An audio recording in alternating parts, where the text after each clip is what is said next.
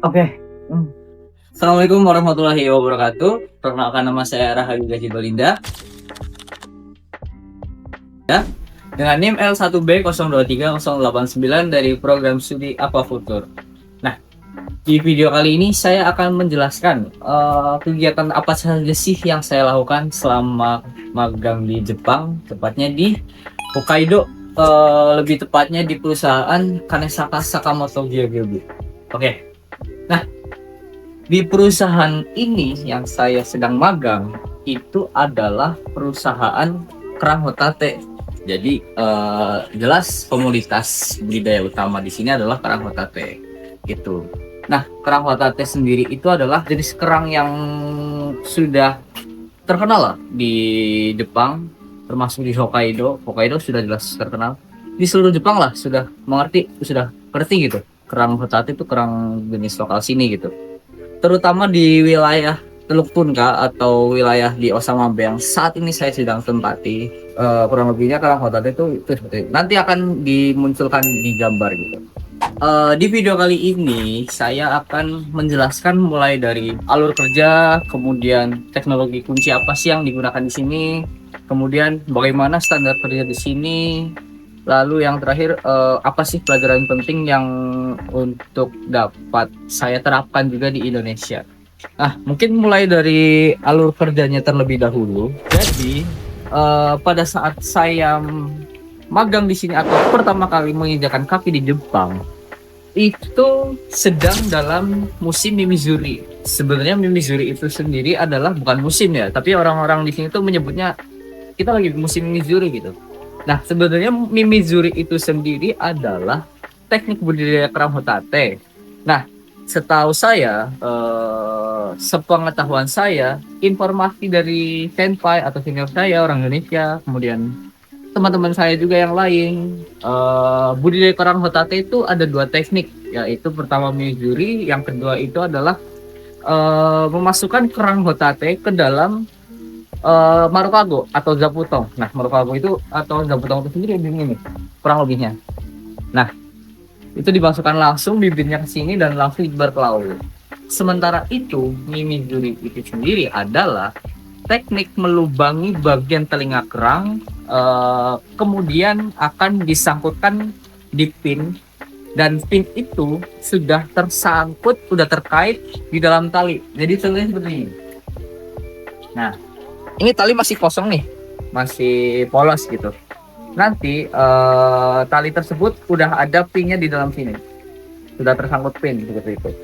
Nah, nanti pin-pin ini akan dimasukkan kerang yang sudah dilubangi telinganya begitu. Kurang lebihnya seperti itu. Nah, tadi saya akan jelaskan dulu mulai dari awal sampai panen itu sendiri bagaimana. Nah, di musim Mimizuri sendiri adalah kegiatan pertama yang dilakukan itu ageru. Nah, jadi ageru itu sendiri adalah mengambil benih kerang yang usianya sekitar mungkin 6 bulan ya. 4 sampai 6 bulan yang udah ditebar di laut. Jadi dari benih kecil nih dimasukin ke Marukago atau ke Zaputong, kemudian ditebar ke laut. Nah, setelah 4 bulan atau 6 bulan kemudian, kerang itu sudah mulai agak besar lah ukurannya dan udah siap di Mimizuri. Nah, kemudian diambil nih kerangnya nih. Nah, itu dinamakan ageru. Ageru itu sendiri dilakukan umumnya di dini hari karena melihat dari suhu sama cuacanya. Jadi dianjurkan memang mengambil kerang hotate itu di pagi-pagi gitu. Di ageru itu sendiri nantinya kerang akan diambil dari Marukago atau Zaputong. Jadi nanti kita menarik tali gitu. Itu tali. Nah, talinya itu sudah terikat dalam tali yang lebih besar gitu. Namanya tali keta. Kalau ini namanya tali rofu ya. Nah, tali rofu itu yang sudah terikat dalam tali keta akan dilepas.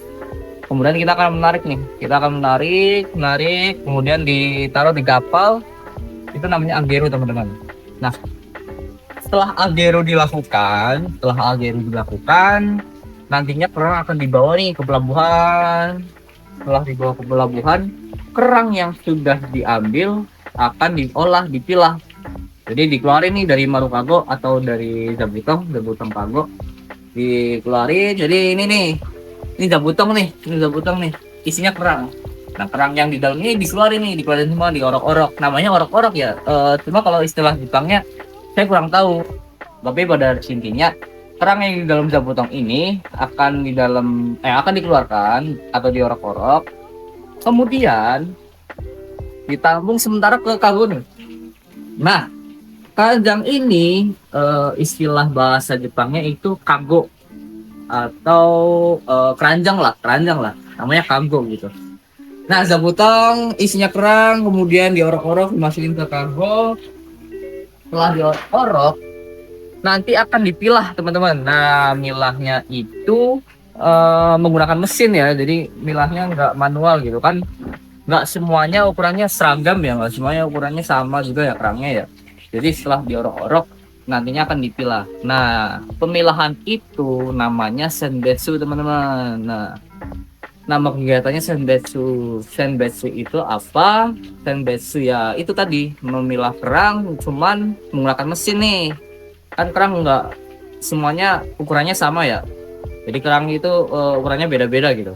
Nanti kago yang udah isi kerang akan dituang ke mesin itu akan mengolah sendiri teman-teman. Jadi ukuran yang seragam akan masuk lah, yang kecil ke kecil, yang sedang ke sedang, yang besar ke besar gitu. Nah, yang di Mimizuri itu ukurannya seberapa? Ukurannya yang nggak terlalu besar, terlalu kecil, jadi ukurannya medium lah. Intinya nanti ukuran yang kecil itu bisa dijual, bisa dibuang, dan yang ukuran besar juga bisa dimakan, bisa dibawa pulang. Cuma yang ukuran medium ini akan diambil, kemudian ditampung nih ke kago lain, bukan kago yang seperti itu. Ada lagi nih kagonya. Nah, kagonya seperti ini teman-teman, kagonya seperti ini. Ini ya namanya kago juga cuma nanti setelah mesin itu mengolah juga gitu kan, nanti kan kerangnya pada masuk nih ke kago ini. Nah, ininya masuk ke kago ini, ditumpuk lah. Intinya nanti kayak ditumpuk ke dalam box gitu. Nah, boxnya itu isinya ini semua nih, penuh kerang semuanya, ditumpuk terus dikren, diangkut ke truk. Kurang lebihnya begitu teman-teman. Itu namanya senbetsu. Nah, setelah senbetsu gimana? Setelah senbetsu, kerang-kerang yang sudah sisi senbetsu dimasukin ke truk, dibawa ke gudang ini teman-teman. Nah, saya akan jelaskan dulu nih dari awal teman-teman. Jadi setelah kerang itu dibawa, nah truknya nanti parkir di sini nih. Truknya parkir di sini nih. Jadi ntar kago-kago itu diturunin tuh, apa ya, dari box itu pakai kret lagi diturunin. Nah, kerang-kerang nanti itu akan yang di dalam box tuh, yang box biru tuh, kerang akan dimasukkan ke dalam sini teman-teman. Nah, ini bak gede nih. Bak ini istilah Jepangnya itu adalah suiso. Suiso itu kalau misal ditranslatein ya akuarium sebetulnya, cuma orang sini bilangnya suiso. Nah, jadi setelah kerang-kerang itu dibawa nih pakai truk, kerang yang dalam box masukin ke sito ini, ditata rapi. Oke. Nah, ditata rapi penuh nih, ada 2 sito gede. Nah, sito gede. Nah, ini juga ada sisa juga nih, sisa kecil. Setelah kerang yang dalam sito ditaruh sini, ditata rapi, habis itu diapakan? Jadi ada 2 nih teman-teman. Sebetulnya ini karena musim Mizuru udah selesai aja teman-teman, jadi mesin-mesin tuh udah nggak ada tuh, mesin-mesin udah beres, udah lagi diservis lagi tuh. Nah, setelah kerang siso ini dimasukin, kerang box di dalam siso itu dimasukin, diambil nih teman-teman. Pertama, sebetulnya di sini ada mesin teman-teman. Sebetulnya di sini ada mesin. Nanti saya kasih contoh lah dokumentasinya. Sebenarnya di sini tuh ada mesin, namanya mesin Iguru. Iguru, kalau orang Jepang ngomong Iguru ya. Ya, Iguru itu apa? Iguru itu sebenarnya hampir sama tujuannya, memang buat Mimizuri. Jadi kerang yang sudah dimasukin ke siso akan diambil, dituang ke mesin Iguru yang nantinya akan di Mimizuri. Nanti saya juga lihatkan videonya. Cuma bukan dokumentasi pribadi saya ya, dokumentasi orang lain gitu. Nah, tugas saya adalah terkadang saya membantu menuangkan kerang tersebut ke dalam Iguru ini teman-teman. Jadi sebenarnya bukan tugas utama tapi hanya tugas sampingan saja ya, namanya kerja ya, membantu saja lah, inisiatif saja untuk membantu menuangkan kerang ke dalam mesin Ingguro ini. Itu yang pertama teman-teman. Kemudian yang kedua, siso itu, kerang itu akan diapakan lagi sih? Nah, kerang itu akan dilakukan yang namanya anake teman-teman. Anake itu kegiatan melubangi atau mengebor bagian kerang telinga yang nantinya akan dilakukan kegiatan tosu. Nah, aku jelasin dikit. Sebenarnya mesin utamanya lagi di servis, cuma sebagai gambaran aja nih, anaknya itu nantinya akan ditaruh di sini teman-teman. Ini dituang sini nih, dituang sini, dituang ke sini. Nanti di sini tuh ada mesin tuh. Nah, kerangnya akan dimasukin ke mesin. Mesinnya jalan sendiri, ntar masukin kerang, masukin kerang, masukin kerang, masukin kerang gitu. Itu namanya anaknya teman-teman. Nah, nanti kerangnya akan dengan otomatis terlubangi lah bagian telinganya. Cuma kegiatan anaknya ini nggak semudah yang dibayangin ya, cuma tinggal masukin kerang ke dalam mesin, ntar mesinnya jalan sendiri, habis itu ngelubangin kerang ini enggak. Jadi ya ada tekniknya juga, soalnya kalau misalnya kerangnya mencong sedikit atau nggak presisi, itu juga nantinya akan melukai kerang tersebut, bahkan menjadi kerang tersebut mati teman-teman. Jadi harus pas sama telinganya si kerang nih agar nantinya bisa dilakukan pinsasi atau tosu gitu teman-teman. Nah, kerang-kerang yang tadi udah dianake nih sebenarnya ditampung dalam box kago kan. Kagonya kago seperti ini ya teman-teman. Kagonya seperti ini nih. Ini kerang nantinya isinya kerang yang udah dibolongin nih, udah dilubangin kerangnya, udah dilubangin telinganya nih. Udah dilubangin telinganya, dimasukin kago. Setelah itu akan dimasukkan ke dalam siso kecil ini teman-teman. Nah, ini salah satu fungsi siso kecil. Jadi untuk penampungan sementara kerang yang sudah dilakukan anake begitu. Nanti kerang yang sudah dianake akan ditaruh sini ditumpuk. Tuh. Kegiatan selanjutnya setelah dianake diapain? Dilakukan kegiatan pinsasi atau tosu teman-teman. Nah, disinilah peran utama saya atau pekerjaan utama saya itu di sini teman-teman, yaitu melakukan pinsasi atau tosu begitu. Nah, gambarannya seperti apa? Kurang lebihnya seperti ini teman-teman. Di sini ada kerang nih, udah dianake nih, udah dianake, diambil, kemudian dituang nih ke meja. Contohnya beginilah. Diambil nih, nah, ambil kerang, terus nuang nih, nuang sini. Setelah dituang, nantinya saya akan melakukan tosu. Nah, tosunya itu sendiri kayak apa ya? Ya tadilah, ini tali udah ada pinnya nih, tali udah ada pinnya. Nanti masukin kerangnya tuh beginilah teman-teman, kurang lebihnya manual. Nah, ini tekniknya manual, nggak pakai mesin ya. Kalau Ingguro tadi sebenarnya sama Mimizuri, cuma pakai mesin gitu. Cuma tosu cuma pakai mesin. Cuma kalau saya di sini tosu tapi manual teman-teman, pakai tangan gitu. Tuh, kurang lebihnya seperti itu. Ntar kalau habis ambil lagi gitu. Nah, tugas saya selama magang itu di musim Mimizuri itu ya hanya ini tosu sebenarnya. Cuma ya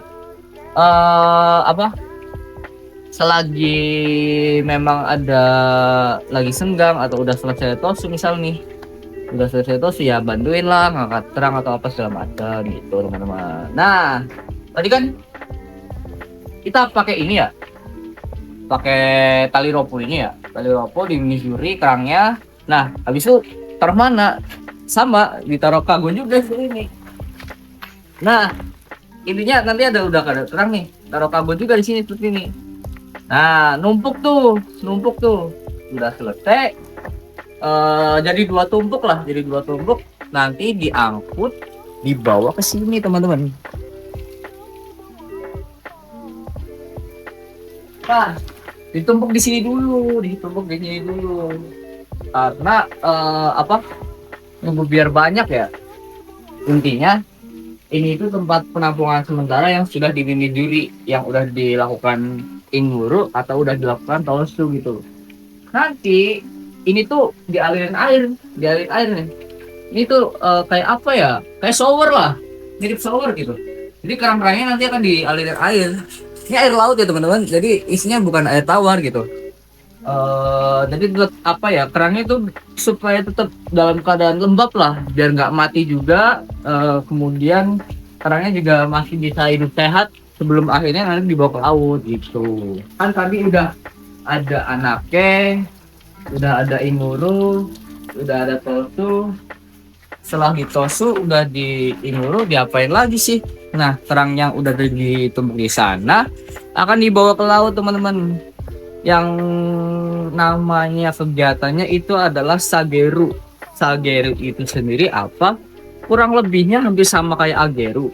Bedanya di sini membuang. Kalau ageru itu kan mengambil kerangnya. Jadi nanti sageru itu membuang. Nah, misal nih, ini kerang, ini tali isinya udah ada kerang nih yang udah di mizuri, udah disangkutin di pin. Sageru itu sendiri adalah membuang si kerangnya ini ke laut lepas. Cuma nanti akan diikat lagi ke dalam tali keta teman-teman. Jadi diikat tali keta. Sageru itu membuang kerang tapi diikat dalam tali keta. Nah, nanti dibiarkan selama kurang lebih 1-2 tahun sebelum akhirnya dipanen, begitu teman-teman. Nah, jadi ya kurang lebihnya begitu tuh, dari mulai awal tadi masuk gudang sampai keluar gudang sampai akhirnya ke laut lagi, begitu teman-teman. Jadi kurang lebihnya seperti itu teman-teman. Kurang lebihnya ya saya selama musim mizuri itu keterlibatannya di gudang lah. Hampir 80% pekerjaan saya itu ada di gudang teman-teman. Jadi untuk masalah ke laut seperti sageru, seperti ageru itu semuanya diserahkan ke senpai saya atau senior saya yang lebih berpengalaman. Memang terkadang saya mengikuti kegiatan seperti sageru. Kalau ageru saya sudah pasti ikut. Saya pasti ikut sih setiap hari, setiap pagi gitu. Cuma kalau misalnya sageru itu hanya terkadang hari 1-2 kali aja gitu. Cuma selebihnya ya udah gitu. Nah, tadi kan udah dijelasin ya. Nanti yang setelah sageru bakal didiemin tuh selama 1-2 tahun. Cuma akhirnya dipanen. Dan proses panennya pun saya tidak terlibat gitu teman-teman. Jadi saya juga kurang tahu gimana alur detailnya proses panen kerang hotatenya. Cuma yang saya tahu setelah panen kerang itu akan membesar kan, pastinya ukurannya sudah besar-besar lah teman-teman. Nah, kerang itu akan diambil nih, diambil. Cuma talinya nggak dibuang teman-teman. Nah, ini kan tali habis dimizuri, habis dipanen, masih ada pinnya ya teman-teman, masih menyangkut pinnya teman-teman. Itu talinya akan dicuci dulu. Setelah dicuci diapain? Tali itu akan dikumpulkan, dibawa ke gudang lagi. Nah, ini nih kegiatan selanjutnya ya teman-teman. Kegiatan selanjutnya itu adalah pintori. Pintori itu adalah mencabut pin hasil tali yang bekas panen lah, hasil tali bekas panen gitu. Tali tersebut pinnya akan dicabut. Nah, mencabut pin itu namanya kegiatan pintori. Jadi saya akan bagi teman-teman. Gini, ini salah satu kegiatan magang saya juga di sela-sela mizuri teman-teman. Kalau misalnya cuaca lagi buruk nih, kalau lagi hujan atau memang lagi badai laut, saya terkadang kerjanya itu bukan mizuri tapi kerjanya kerja tali. Jadi saya akan nunjukin gambarannya ya. Nah, salah satunya itu kerja pintori. Pintori itu, nah ini itu tali-tali yang bekas panen semua, cuma udah dicuci nih teman-teman. Nah, ini kan ada pinnya tuh, di dalam ada pinnya tuh. Nah, dalam ada pinnya, ini dikeluarin nih, dicabut. Cuma prosesnya nggak manual tapi pakai mesin. Nah, ini dia mesinnya. Ini mesin pintori teman-teman. Jadi aku mau peragain sebentar. Pintori itu kayak ngelepas pinnya lah. Akan tercabut dengan sendirinya. Pinnya akan tercabut dengan sendirinya. Ini mana sih kok malah udah bersih dari pinnya. Nah tuh. Ini akan tercabut lah pinnya tuh. Nah tuh tercabut sendiri gitu. Nah tuh sampai ngumpul nih. Oh, itu pinnya pada udah tercabut semua itu. Nah itu pintori. Nah ini kan udah dipintori nih tali nih. Udah bersih dari pin segala macam. Hasilnya akan ditaruh sini dulu. Nah, ini udah dipintori semua nih teman-teman. Tuh. Nih hasilnya udah bersih-bersih semua nih, udah bersih-bersih semua. Nah, kali ini itu bisa dipakai lagi buat Mimizuri musim Mimizuri selanjutnya. Nah, cuma kan ini belum ada pinnya lagi ya, harus udah dipasang dulu sama pinnya. Kegiatan selanjutnya itu adalah pinsuke, teman-teman, yaitu memasukkan pin ke dalam tali dengan menggunakan mesin juga, nggak manual. Jadi pakai mesin juga nih pinsuke nih. Ini aku tunjukin juga sebenarnya. Kurang lebihnya lah ya. Ini kita bawa lagi ya, guys. Nah, tali-tali itu akan dimasukin pin ini, teman-teman. Ya karena ini udah nggak masuk musim Missouri ya, jadi udah belum kerja ini lagi. Jadi saya cuma bisa ngasih gambaran aja lah bahwa ini tuh mesin Shinsuke, teman-teman. Shinsuke, jadi kurang lebihnya seperti ini. Aduh, maaf ya bos. Nah ini nanti talinya akan disangkutin ke sini, terus masuk ke sini, masuk ke sini. Nih. Nah, kurang lebihnya nyangkut kayak gini, teman-teman. Cuma ini ikat ya. Nah, kurang lebihnya begini. Ntar dipencet nih tombol hijau, langsung masukin otomatis gitu. Nah, kurang lebihnya gitu. Itu nanti hasilnya akan rapi dan juga isinya penuh dengan pin gitu. Nah, kegiatan Pintori sama Pinsuke itu di sini saya terlibat, jadi sering melakukan juga. Kadang kalau misalnya memang bosnya lagi ngelihat cuacanya hari ini sepertinya mau hujan gitu, atau hari ini lagi badai laut gitu. Jadi kerjanya saya di gudang, dan di gudang saya melakukan itu tadi, antara Pintori atau Pinsuke begitu, teman-teman. Nah, kurang lebih selama saya musim Mimizuri saya melakukan itu terus setiap hari, teman-teman. Dari mulai Algeru, kemudian masuk ke Senbetsu, habis itu dibawa ke gudang, di gudang habis itu melakukan pinsasi atau tosu. Kalau misalnya lagi nggak baik cuacanya, jadi saya melakukan Pintori atau Pinsuke, kurang lebih gitu tiap hari, teman-teman. Jadi sampai musim Mimizuri itu selesai, ya saya melakukan hanya itu saja gitu. Kurang lebihnya segitu sih kalau misalnya kerja saya di gudang, karena selama magang saya di sini juga ya 80% lah bisa dikatakan saya kerjanya memang selalu di gudang gitu. Jarang ikut ke laut lah. Paling ke laut tuh kalau misalnya pagi-pagi yang Algeru mengambil kerang itu. Udah, itu selebihnya seperti panen, sageru, terus hal-hal lain. Ada sebenarnya kegiatan masang tama gitu kan, atau bola. Itu semua dilakukan oleh senior saya atau senpai saya atau sama orang-orang Jepang dan bosnya. Alur kerja budidaya selama Mimizuri. Nah, selanjutnya saya akan menjelaskan kegiatan apa sih yang dilakukan setelah musim Mimizuri selesai. Oke, selanjutnya ada kegiatan setelah musim Mimizuri ya.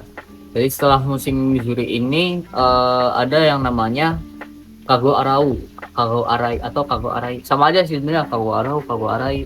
Tapi yang artinya itu adalah mencuci Marukago atau mencuci Zabutong Kago gitu, teman-teman. Tadi kan saya sudah menjelaskan ya, kalau misalnya habis di Ageru nih, kerang tuh kan diorok-orok. Nah, nanti tuh Marukagonya diapain? Ya dikumpulin lagi, disimpan dulu. Cuma kan itu Marukago sama Zabutong masih kotor ya, teman-teman. Nah, itu akan dicuci. Cuma dicucinya setelah musim Mimizuri selesai begitu. Nah, setelah musim Mimizuri selesai, Marukago atau Zabutong yang kotor itu akan dicuci, teman-teman. Cuma dengan minimnya dokumentasi ya, saya akan menjelaskan gambarnya aja gitu. Mencuci Marukago sama Zabutong itu nggak dilakukan di gudang nih, nggak dilakukan di gudang, teman-teman. Jadi dilakukan di pelabuhan, di dekat kapal lah. Nah, kurang lebihnya teknik ini juga menggunakan mesin ya, jadi nggak manual, mencuci manual. Nah, mesinnya itu mesin dengan teknologinya itu pakai semprotan dengan yang kenceng gitu lah, semprotannya kenceng gitu loh. Jadi bukan kayak nyuci motor sama mobil juga, tapi gimana ya, airnya tuh jadi semprotannya kenceng gitu. Jadi tekniknya ya itu masukin Marukago ke mesin nih, nanti mesin jalan sendiri tuh.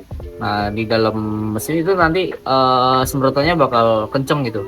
Nah keluar Zabutongnya udah bersih. Nah gitu kurang lebihnya cuma seperti itu sih Marukago Arai itu. Kegiatan Marukago Arai, Kago Arai itu seperti itu aja teman-teman. Setelah Marukago Arai ya Marukagonya dikumpulin lagi, nanti bisa digunakan kembali di musim Mimizuri selanjutnya gitu teman-teman.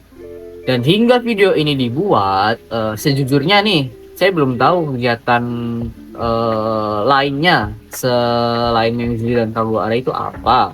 Cuma berdasarkan informasi dari senpai saya atau senior saya yang kerja di sini, setelah Marukago Arai ini akan dilakukan yaitu pengambilan AMI itu teman-teman. AMI apa itu? AMI itu sendiri adalah sebuah jaring besar. Jadi itu saya juga nggak ikut ya gimana waktu ngelepas AMI di laut, tapi saya ikut nanti akan mengambil AMI-nya gitu. AMI itu sendiri adalah jaring besar yang nantinya ketika diambil tuh isinya katanya benih kerang kecil-kecil gitu teman-teman. Jadi saya juga kurang paham juga karena saya belum melakukannya juga ya sampai video ini dibuat. Jadi kurang lebihnya kayak gitu sih katanya, ngambil AMI di laut. Nah nanti saya ditugasin buat ngambil benih-benih kerang yang kecil-kecil. Kurang lebihnya kayak gitu sih ya. Tapi mungkin setelah Marukago selesai akan langsung melakukan pengambilan AMI itu sendiri atau jaring ya. Jadi ya mungkin bakalan saya akan dokumentasiin juga ya, menjadi sebuah pengalaman lagi aja lah gimana sih mengambil AMI itu. Kurang lebihnya begitu teman-teman.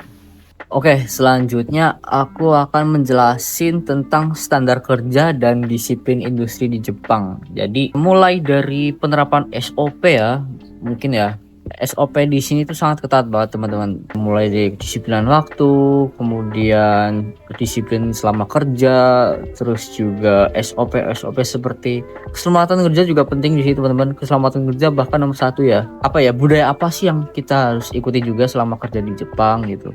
Nah mulai dari yang pertama itu mulai dari berangkat kerja teman-teman. Berangkat kerja tuh harus benar-benar tepat waktu ya, nggak boleh telat lah, nggak boleh ada alasan kesiangan lah, nggak boleh ada alasan kurang tidur lah, apalah segala macem. Misal kita disuruh kerja 2:30 ya harus 2:30, bahkan sebelum 2:30 kita harus sudah standby gitu teman-teman. Dan sebelum absen tuh kita harus check in terlebih dahulu teman-teman. Absen lah nih. Jadi di sini ada mesin, ada kartu. Nantinya kartu ini akan dimasukkan ke mesin, teman-teman. Nanti akan terdetek kita absen di jam berapa gitu. Ya tujuannya apa? Tujuannya satu, kita berangkat dalam satu hari ada berapa jam sih gitu. Nantinya total jam itu kan akan menjadi gaji kita selama 1 bulan itu berapa gitu. Karena di Jepang itu hitungannya bukan per hari atau per minggu, itu enggak, tapi hitungannya itu di sini adalah per jam. Jadi kerja di Jepang itu hitungannya per jam teman-teman. Jadi dalam 1 bulan pun gajinya beda-beda karena ya tergantung kita berapa jam kerja gitu. Kalau misalnya bos menyuruh ibaratnya hari ini kerja jam 7, berangkat jam 7, pulang jam 2, kan itu cuma 7 jam kerja. Terus besok suruh berangkat jam 7 tapi pulang jam 10, itu akan berpengaruh juga untuk hasil akhir nanti kita dikalkulasiin itu selama sebulan gajinya akan beda gitu.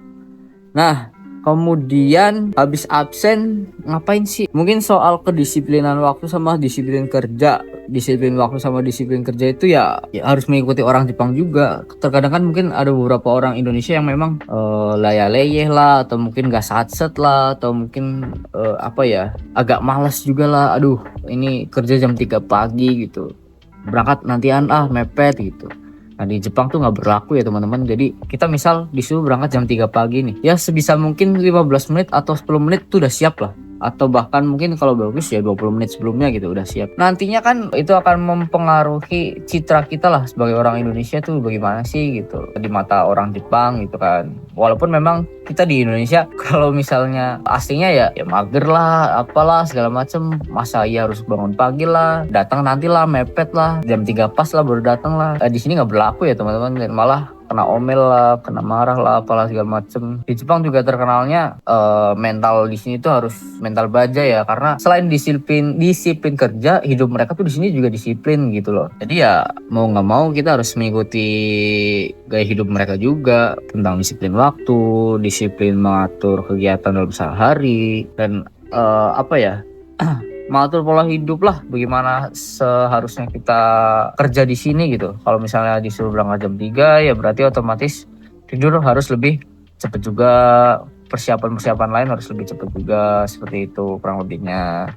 Kemudian ketika kerja itu juga orang Jepang lebih tepatnya apa ya, bukan buru-buru, tapi satsetnya tuh satset yang bener gitu loh. Terkadang kan ada yang satset, kerjain satset apa segala macam cepet gitu, tapi hasilnya nggak bagus, kurang bagus gitu. Tapi kalau orang Jepang sendiri itu mengerjakan sesuatu dia bener nih satset, bener satset cepet segala macam, tapi hasilnya juga tepat gitu, hasilnya juga bagus gitu. Nah itu yang seringkali juga saya pun kewalahan lah mengikuti kebiasaan orang Jepang gitu. Tapi lambat laun ya makin sini alhamdulillah bisa mengimbangi gitu. Nah itu soal disiplin waktu sama kerja gitu. Bener-bener orang Jepang tuh soal disiplin nomor 1 lah, saya akuin. Nah kemudian untuk keselamatan kerja ya, di sini tuh keselamatan kerja juga penting. Keselamatan kerja itu nomor 1 di sini. Kalau misalnya memang kita tuh dikasih perlengkapan lengkap lah, mulai dari seragam kerja, baju, jaket, kemudian sepatu boots, kemudian sarung tangan, kemudian apa ya, hal-hal lain yang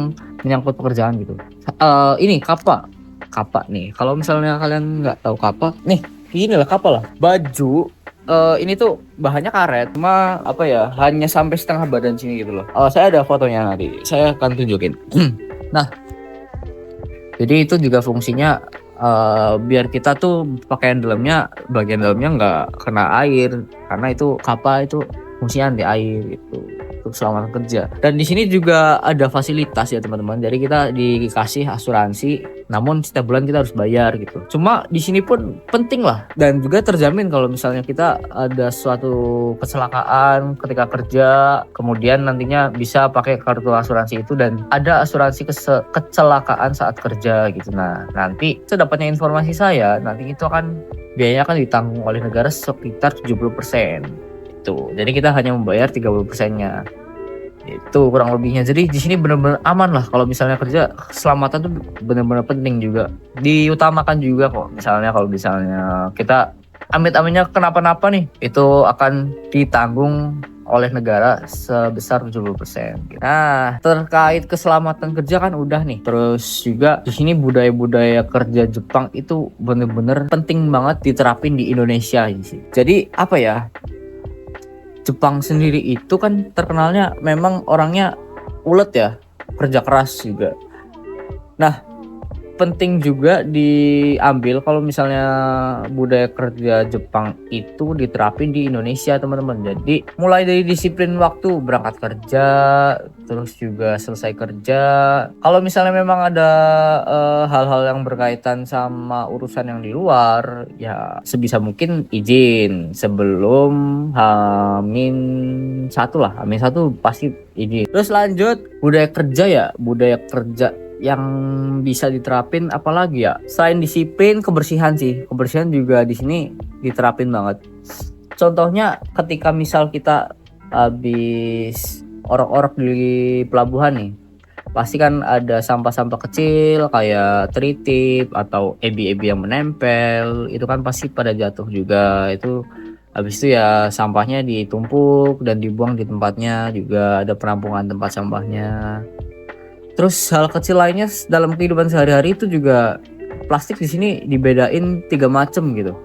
Jadi ada plastik buat botol, ada plastik buat sampah biasa, sama ada plastik buat kaleng. Tuh. Nah, nih contohnya. Ini plastik kuning itu adalah plastik untuk botol kaleng gitu.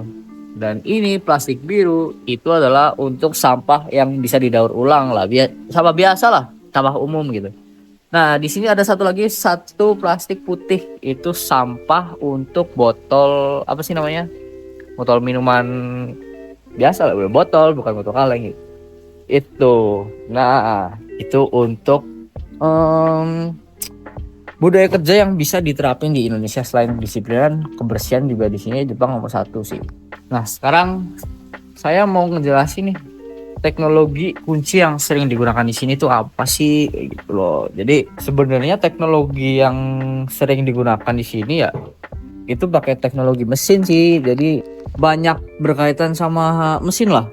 Jadi untuk teknologi di sini itu ada beberapa kegiatan yang memang dilakukan secara manual pakai tenaga manusia gitu. Seperti tadi tosu, terus kemudian orok-orok itu manual teman-teman. Nah terus paling itu pintori kan harus dilurusin dulu tuh talinya tuh, harus dilurusin dulu baru dimasukin ke mesin kan. Nah semua yang dilakukan di situ hampir berkaitan sama mesin teman-teman, dengan menggunakan teknologi mesin ya. Jadi Jepang juga termasuknya negara yang maju gitu, negara yang apa ya, secara teknologi sudah bagus lah. Dengan ibaratnya kita bekerja dibantu dengan menggunakan mesin itu jadi banyak manfaatnya juga teman-teman, banyak kelebihannya juga. Salah satunya pekerjaan jadi lebih efisien, terus cara presisi juga lebih bagus, jadi lebih cepat juga karena itu mesin kan. Cuma kekurangannya mungkin ada di maintenance-nya ya, mungkin mahal ya kan, dan alatnya kan itu juga mahal, mesinnya juga mahal. Bahkan mesin yang ini aja nih teman-teman, ini itu katanya harganya satu ininya hampir 80 juta rupiah atau sekitar 70 mang yen atau 700.000 yen. Nah itu kan salah satu kekurangannya juga kan, mahal, harus modalnya banyak kan. Kemudian maintenance-nya lah harus rutin juga karena itu mesin dan harus dipakai berulang kali dan dalam jangka waktu panjang. Cuma selama saya kerja di sini pun kualitas mesin atau teknologi yang ada di Jepang ini bagus sih. Jadi apa ya, secara perawatan juga nggak yang terlalu sering banget diservis lah apa segala macem. Bahkan pun sampai ibaratnya musim Mizuri selesai baru diservis tuh semuanya gitu. Jadi itu sih kurang lebihnya untuk teknologi kunci yang diterapin ya di sini ya. Gitu. Kurang lebihnya seperti itu teman-teman. Oke, yang terakhir ada pelajaran penting nih yang bisa diambil dari magang ini ya. Mungkin yang pertama dari apa ya, praktek yang bisa diadopsi lah di Indonesia, mulai dari praktek industri. Mungkin tentang kebersihan lah. Kebersihan itu pasti penting banget gitu. Terkadang kan memang gak semua perusahaan di Indonesia itu melek soal kebersihan gitu. Contoh soal limbah yang terkadang dibuang sembarangan atau memang dibuang dengan asal gitu. Nah di sini tuh di Indonesia tuh harus diterapin lah kalau misalnya memang kebersihan tuh penting gitu. Apalagi soal lingkungan ya, berkaitan dengan lingkungan kan pasti ya berkaitan juga sama hidup kita sendiri gitu. Nah di Jepang sendiri pun sangat memperhatikan hal itu gitu. Jadi kalau misalnya memang ada sampah yang bisa didaur ulang ya di tempatnya, ada tempatnya sendiri. Sampah yang sulit didaur ulang ada tempatnya sendiri gitu. Dan di dunia pekerjaan pun diterapin juga, nggak cuma di kehidupan keseharian aja gitu. Tuh mungkin praktik baik yang harus dilakukan ya. Terus juga tentang disiplin lah. Disiplin mungkin dengan orang Jepang yang memang sudah terkenal dengan kedisiplinannya, dengan kebersihannya. Jadi orang Indonesia juga harus bercontoh hal baik itu gitu loh. Tentang disiplin waktu, disiplin mengatur pola hidup, disiplin tentang apa ya, hal-hal lain yang memang itu hal positif gitu. Apa salahnya sih memang kalau misalnya hal kayak gitu tuh dibawa ke Indonesia gitu kan. Dan mungkin yang terakhir ya, refleksi pembelajaran dari saya sendiri. Kerja di Jepang itu bukan sulit, hanya aja kita perlu belajar lebih jauh tentang karakter orang sini, kebiasaan orang sini, supaya kita bisa mengikuti pekerjaan orang sini juga gitu. Terkadang memang kita salah paham ya kalau misalnya orang Jepang itu memarahi kita, bukan karena kita bodoh, bukan karena kita salah melakukan pekerjaan, tapi karena memang kita mungkin kurang paham apa yang dia bicarakan, kurang paham apa yang dia maksud gitu, apa yang dia inginkan gitu. Jadi ya refleksi buat saya sendiri memang terkendala dalam bahasa satu. Kemudian yang kedua, untuk soal kecepatan dan ketepatan kerja, memang dari awal saya mungkin bisa dibilang agak susah untuk mengimbanginya. Cuma seiring berjalannya waktu, alhamdulillah bisa mengimbangi dan bahkan menyaingi dari orang Jepang itu sendiri. Jadi pembelajaran yang bisa saya ambil lah soal disiplin itu sih yang sering banget saya pikirin lah, itu soal disiplin sama kebersihan. Jadi orang Jepang kerjanya set cepet, terus juga gak neko-neko lah, ngelakuin A ya A, ngelakuin B ya B, salah ya mengaku salah gitu. Jadi kalau misalnya melakukan C dan itu salah ya beliau akan mengakui itu salah. Jadi benar-benar bisa diambil banget pelajaran itu gitu. Tentang disiplin kerja, disiplin pola hidup, disiplin mengatur waktu dan lain-lain. Begitu teman-teman, mungkin itu aja sih yang bisa saya sampaikan di video kali ini. Akhir kata saya ucapkan terima kasih sudah menonton juga, terima kasih sudah menyimak juga. Mohon maaf bila memang mungkin ada perkataan atau perbuatan saya yang kurang mengenakan. Wabillahi taufiq wal hidayah. Saya Rai Gasi, pamit undur diri. Wassalamualaikum warahmatullahi wabarakatuh.